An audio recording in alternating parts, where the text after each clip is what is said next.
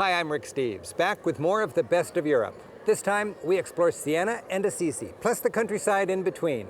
If you fall in love with Italy, good chance it'll be right here.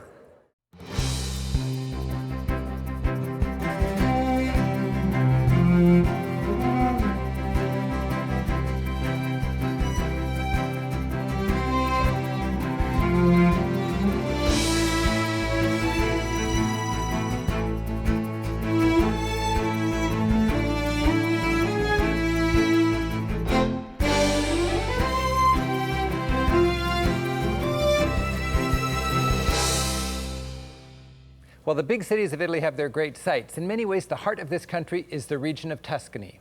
It's here where the rustic soul and rural mystique of this country combine to seduce travelers into tossing their itineraries and settling in. In Siena, we'll climb the highest tower, savor local cuisine, and get to know a family. And then, for a taste of Tuscany, we'll explore tiny hill towns, sleep rustic but classy in a country farm, and sample some great wine. In Assisi, we'll join pilgrims at the Basilica of St. Francis. Italy packs 55 million people into an area about the size of Arizona. We'll start in Siena, visit highlights of Tuscany before finishing in Assisi. Siena seems to be every Italy connoisseur's favorite town. In the 1300s, it was a major military power, in a class with Florence, Venice, and Genoa. With a population of 60,000 people, it was one of Europe's largest cities. But weakened by a devastating plague and conquered by its bitter rival Florence, Siena has been a backwater for 5 centuries. Siena's loss became our sightseeing gain, as its political and economic irrelevance preserved its purely Gothic identity. Siena's great central piazza, Il Campo, is like a people-friendly stage set. Its gently tilted floor fans out from the tower. Sprawling before the City Hall backdrop, it offers the perfect invitation to loiter. The Sienese lounge comfortably on this square as if it's their community living room. 2 times each summer, Siena holds the Palio, a wild bareback horse race around this square. Neighborhoods compete, hurling themselves with medieval abandon into a festival which climaxes in this 90-second romp. It's standing room only as 40,000 people, mostly locals, pack this square. But today, it's quiet. And at the Fountain of Joy, pigeons politely wait their turn to slurp a drink. While most Italian cities have a church on their main square, Siena gathers around its city hall. It was an autonomous republic, and this was its declaration of independence, the tallest secular medieval tower in Italy. 300 steps take you 100 yards high. The reward, one of Italy's finest views. The dominant color, Siena. Inside the City Hall, in the Room of Peace, the town council met under instructive frescoes showing the effects of good and bad government. Bad government, a dictatorship counseled by greed and tyranny, brings a dreary city without spirit and violence in the streets. But a good government with wise and virtuous counsel results in a utopian republic where the shopping's brisk, professors teach attentive students, construction is booming, and women dance freely in the streets. The message? A community ruled by a just government enjoys peace, prosperity, and a great place in which to raise your kids. In the nearby hospital of Santa Maria della Scala, a series of idealized frescoes illustrates how far secular society had come in Siena by the 1440s. The city ran this hospital in a way that seemed to take over the church's traditional social role. It took in orphans and raised them, from wet nurse through homework to a civil wedding. And this wedding is not arranged, as this man would have liked. It's based on love. Sienese society provided welfare, bread to needy people, through this hospital rather than the church. Note the loaves are cleverly stamped to prevent resale. The hospital was run by doctors and secular nurses. In a slap to church authorities, the well-fed monk looks bored as he hardly hears a dying patient's confession. We're staying at Albergo Bernini in the Old Town Center, with the magic of Siena right out our window. The rooms are homey and comfortable. Breakfast on the terrace comes with a spectacular view, and a friendly family member at the desk is always ready to help you with travel questions.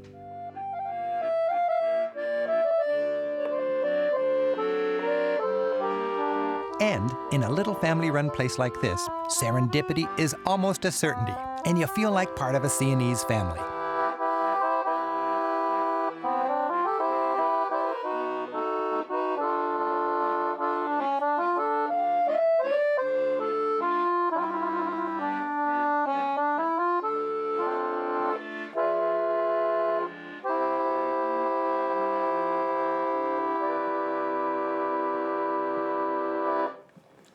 Bravo!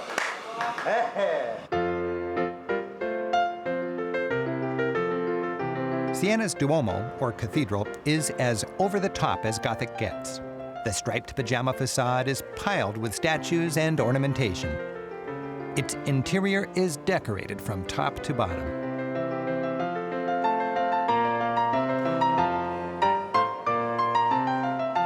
The heads of 172 popes peer down on all those who enter. The church is filled with great art. Nicola Pisano's wonderful pulpit was carved out of marble in 1268. It's crowded with delicate Gothic storytelling, scenes from the life of Christ and the Last Judgment. This tomb, dedicated to a Sienese pope, includes a minor Michelangelo. But the most exciting statuary hides here in a side chapel, where you'll understand why Lorenzo Bernini is considered the greatest Baroque sculptor. Mary Magdalene is in spiritual ecstasy. And St. Jerome caresses the crucifix like a violinist lost in beautiful music. Next door, the Cathedral Museum holds many of the church's most precious originals. Duccio's Enthroned Virgin, painted for the cathedral's high altar, is the most captivating piece of art in all Siena. It's from around 1300, long before the Renaissance, when the artist's mission was to tell a Bible story, emphasizing easy-to-read symbolism and serene beauty over realism. The flip side of this two-sided altarpiece has 26 panels, the artistic equivalent of pages. It shows scenes from the Passion of Christ, the last days that led up to his crucifixion. In this panel, Jesus washes the feet of the apostles. And here, Judas kisses Jesus, identifying him to his Roman captors.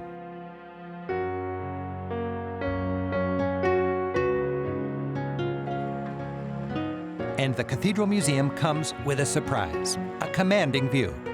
From this hilltop, Siena unfolds in all directions. Consider this. When Florence began building its grand cathedral, the rival Republic of Siena responded with a plan to build the biggest church in all Christendom.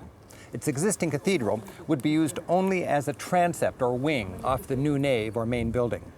I'm sitting atop what would have been the front of that church. These towering marble arches hint at the immensity of the project. But these arches were as far as Siena got before construction problems and a plague scuttled the project.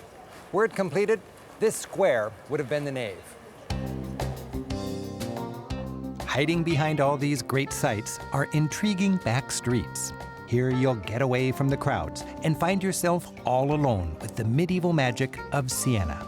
Steep lanes and mysterious byways that have changed little over the centuries.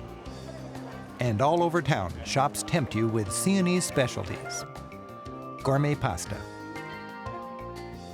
vintage Chianti, wild boar prosciutto, extra virgin olive oil, and panforte. Siena's claim to caloric fame, panforte is a chewy local delicacy that impresses even fruitcake haters. Here we are, Rick. This is the panforte. When I'm in town with tour groups, I team up with my Sienese friend and tour guide Roberto Becchi. To Roberto, Siena is the fountainhead of all civilization. What do you like? I like it without. Okay. Let you try the spicy one. Buon appetito. Roberto's taking us to his cousin's bakery for a peek at how the panforte is actually made, a recipe that can be traced back to the 13th century. Antonio, ci spiegheresti come si fa il panforte? Certo. Panforte si parte dallo zucchero. Antonio explains that traditional panforte consists of nuts, honey, flour, vanilla, and an interesting variety of dried fruit. And his employees might have to sign a non-disclosure agreement when it comes to Antonio's mix of spices. Spices. Spices. What are in the spices? What kind of spices? Spice segreto. Ogni azienda. It's a secret. I'm afraid. Tell me, you can tell me. This medieval concoction is all mixed together and turned into dense wheels of Sienese delight. Questo è un regalo per la tua famiglia. Oh, for your family. That's very nice. Mille grazie. Ciao. Okay. Grazie Antonio. Grazie, grazie. Ciao.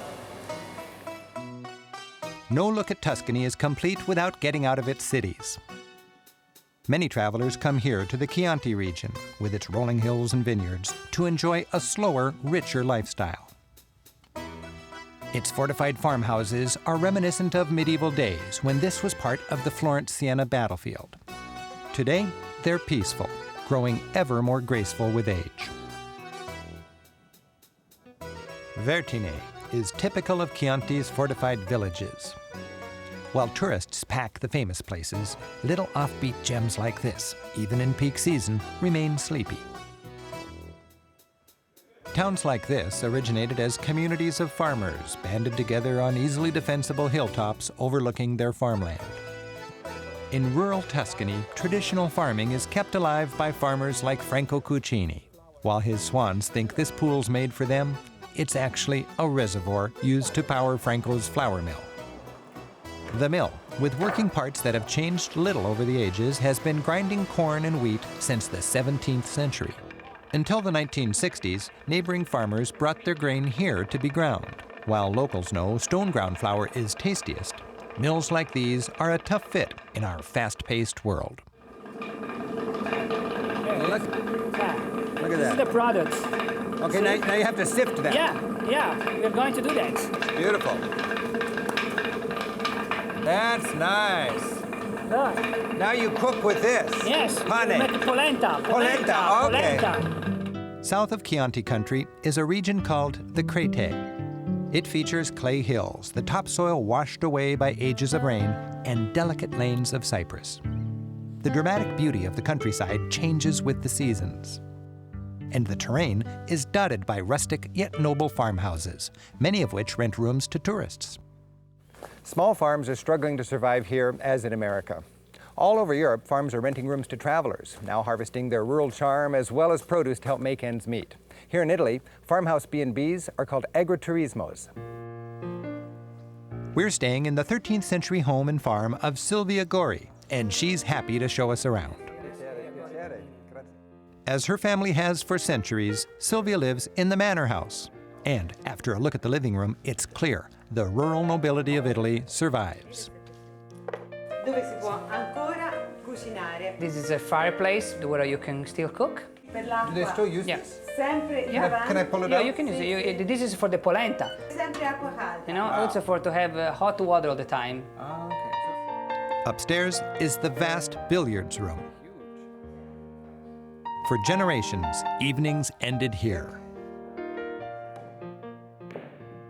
Musty portraits are reminders of the family's long and noble lineage. The farm is strictly organic. These pigs are a rare breed, brought back from the edge of extinction by people who care about traditional agriculture. And gazing at these huggable sheep, you can almost taste the pecorino cheese. And cheese is an important part of this farm's economy. Walls are stacked with rounds of pecorino, made from the unpasteurized and therefore tastier milk of the farm's sheep. Traditional organic methods are labor-intensive, but connoisseurs of good living here know it's well worth the trouble and expense. The farm also produces top-grade prosciutto. The hams are not cooked, but cured in salt. After hanging in a room for several weeks, each one is given a spicy coat of pepper. The slow curing process, here they're checking the progress with a horsebone needle, takes over a year. The tradition of making these foods is as timeless as the Tuscan countryside. Sylvia, happy to share the fruits of her labor, invites us for dinner. While this prosciutto and pecorino cheese is sold all over Italy with the family's label, it's particularly tasty when eaten right here. It's a classic Tuscan table. Simplicity, a sense of harmony, and no hurry. Enjoyed with a great glass of Chianti.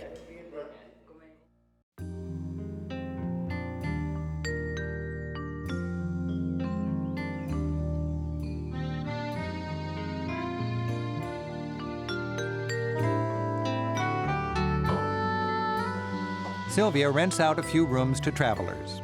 As is typical of agriturismos, the furnishings are rustic but comfy, and the well-equipped kitchen is ideal for anyone settling into Tuscany. And if you're really on vacation, this is a good place to be. Distances are short in Tuscany, and while public transportation is meager, if you have a car, you can enjoy fascinating days exploring from a rural home base like this.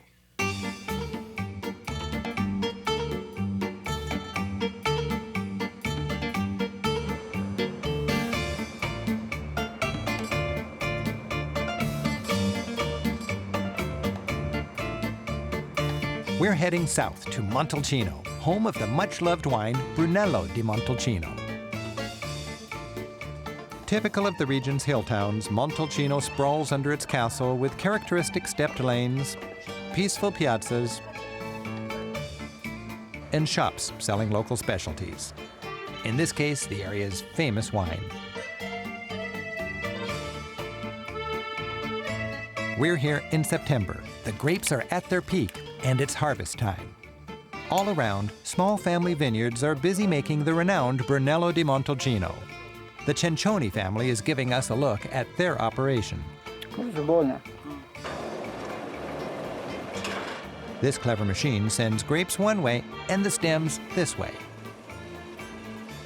While the emphasis on quality feels old-fashioned, all the latest machinery is employed as they produce 70,000 bottles a year. It's a labor-intensive industry, but right now, the grapes are doing all the work as they ferment in these huge oak barrels. As they share their Brunello, father and son Cencioni seem to understand the happiness their work brings to wine lovers all over the world. Corposo. Molto. Annannata proprio. Corposo, full-bodied. Full-bodied. Yeah. If anything characterizes the Tuscan lifestyle, it's a knack for taking time to savor simple, uncluttered quality. Whether it's wine, food, art, or friendships like Roberto's. Assisi, home of St. Francis and a place where simple living is nothing new, sits on a hill just outside of Tuscany in neighboring Umbria. Around the year 1200, Francis, a simple friar from Assisi, challenged the decadence of church government and society in general with a powerful message of non-materialism and simplicity. His slow down and smell God's roses lifestyle drew a huge following, and his teachings were gradually embraced by the church. The story of St. Francis starts here, below Assisi, in the church of Santa Maria degli Angeli. St. Mary of the Angels is actually a church within a church. When the Pope gave Francis his blessing, he also gave him this fixer-upper chapel. This is the actual chapel that Francis and his first followers rebuilt. Stepping inside, pilgrims remember it was here in 1208 that Francis established the Franciscan order. A visit to Assisi shows Francis's message of love and care for creation has a broad and timeless appeal. And even non-religious travelers become pilgrims of a sort as they explore the town and remember Italy's patron saint. Any pilgrimage site will be commercialized, And Assisi, which cashes in on the legacy of St. Francis, is no exception. In summer, the town overflows with Francis fans and a flood of Franciscan knickknacks. But those able to see beyond the tacky friar mementos can actually have a meaningful experience. Most visitors here are day trippers. To enjoy a peaceful Assisi, spend the night. See it early or late and wander the back lanes. As you explore, look up. Assisi has a balcony garden competition each summer. Medieval Assisi was defended by a fortress that provided townsfolk a refuge in times of attack. Doorways with pointed arches indicate that the buildings date from the 12th through the 14th century. The vaults that turn lanes into tunnels are reminders of medieval urban expansion. While the population grew, people wanted to live safely within Assisi's fortified walls, so Assisi became more dense. Medieval Assisi had 5 times the population density of the town today. The town's welcoming main square is an inviting place to relax. As in many old European towns, today traffic is limited to taxis and buses. Assisi has long been a spiritual center. 2,000 years ago, this Temple of Minerva was a centerpiece of Roman Assisi. The main drag leads from the town center to the Basilica, which holds the much venerated body of St. Francis. Francis was a big deal even in his own age. He was made a saint within a few years of his death. Assisi became a busy pilgrimage center, and this street was a booming thoroughfare. This hospice, built in 1237, gave pilgrims a place to rest. And on their way to the church, pilgrims would stop here at the fountain for a drink. The Basilica of St. Francis was built between 1228 and 1253 over the remains of the beloved saint. For the last 750 years, it's been one of the most visited pilgrimage sites in all of Christendom. The tomb lies on the lowest level of the basilica. Its humble elegance and beauty befits the saint who preached simplicity and poverty. His body became one of the most important relics anywhere. To medieval Christians, holy relics gave you power. They answered your prayers, helped you win wars, and ultimately helped get you to heaven. The basilica rises in 2 levels above the tomb. It's one of the artistic highlights of medieval Europe and a theological work of genius. With its fine art, it still functions as a splendid classroom. It was frescoed from top to bottom by leading artists of the 13th century. Here in the lower basilica, Cimabue painted what is considered the earliest and most accurate portrayal of St. Francis. This fresco is by Giotto, a follower of St. Francis himself and the most powerful storyteller of his day. In the 13th century, Giotto's art was radical, unprecedented in its realism. Believable homespun scenes, landscapes, trees, real people. For the first time, holy people are expressing emotion. One angel turns her head sadly at the sight of Jesus, and another is in such anguish she scratches her hands down her cheeks, drawing blood. Mary, until this fresco always portrayed in control, has fainted in despair. The Franciscan monks, with their goal of bringing God to the people, found a natural partner in Europe's first modern painter, Giotto. The upper basilica, built shortly after the lower, was the first Gothic church in Italy. It's brighter and nearly wallpapered by Giotto and his assistants. The nave shows 28 scenes from the life of St. Francis.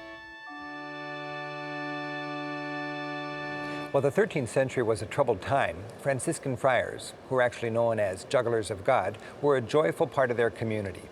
In a land torn by fighting, Francis promoted peace. He also challenged the excesses of the church and made its message more accessible to common people.